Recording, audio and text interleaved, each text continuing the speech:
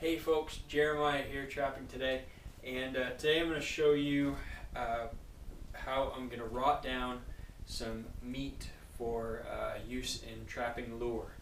So as you probably know, I've been experimenting a lot lately with lure and bait making. It's a brand new thing, a huge learning experience. It's a lot of fun. I'm going to put out a bunch of videos showing different things I've tried and worked on and what may have worked and what may haven't. But anyway, I have a bunch of meat scraps here that I used. I butchered an animal the other day, and as I was cutting the meat, you have a lot of scraps, places where you have like skin and cartilage and tendons and stuff that you can't eat. So the scrap pile, instead of throwing it away, we always find a use for this stuff as trappers. So a bunch of meat I preserved with salt. I showed that in a different video. This video, I'm going to prepare meat to be rotted down. So basically what I'm doing is I got these quart jars, quart canning jars, just your standard canning jar, and I'm going to just add scraps of meat to the jar, and we want to fill it about 2/3 full, I believe. 2/3 to 3/4 should probably work. So there's one jar. Here's another. And typically, what we're gonna do is we're basically putting the meat in here to rot, and it'll taint and rot down, and this process will take place over time. It'll go faster if it's warmer. It's cold outside right now, so it's going to go super slow for a long time, and really the temperature that you rot it at does determine different scents and what it smells like, because there's different type of bacteria. If you freeze it, it'll kill certain bacteria and so on. So just something to experiment with. I'm not going to turn this into any type of lure I'm going to sell or anything. I'm just experimenting.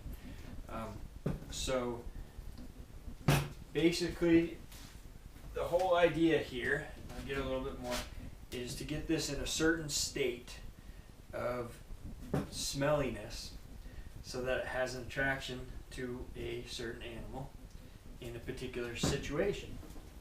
Now the meat's going to go through a lot of stages as it breaks down, and in one stage early on, a lot of the moisture and water is going to be kind of separating from this meat. So what we're going to do is we're going to allow this to age for quite a while, maybe a week or so under normal room temperature conditions.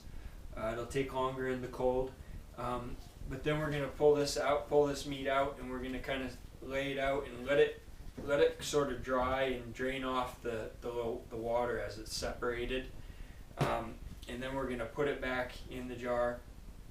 We're going to let that rot down for it could be like, just for an example, if you put it in the ground underground, it's 50 degrees temperature. It could be 6 weeks. You could leave this to rot. The way we're going to do that, you can leave it in a room outside, in a shed outside or something. You need to cover it to protect it from flies and other bugs and critters, but you don't want to cover it tight. You want to allow the gases to be able to escape. So I get the lid loose there, so you can still kind of wobble it a little bit, but flies and bugs and stuff can't get in there. If you had like cheesecloth or something, you could probably put that over instead of the standard canning jar lid. But this is what I'm using here. So anyway, we let that rot down, and then the last stage of this is we're going to use sodium benzoate to preserve it. And the sodium benzoate is like a powder. We're going to use about 1 ounce of this per pint of meat. And that's done after the rotting process is to the point where we want it. Tainting or rotting is right to the stage that we want it. We're going to mix that sodium benzoate in. We can then mix that into a bait or a lure, however we want to use it. Or we can run it through a grinder to make like more of a paste consistency. So anyway, that's real simple, just getting meat ready to rot down. You can do it a number of different ways. This is just one example. Alright, catch you next time.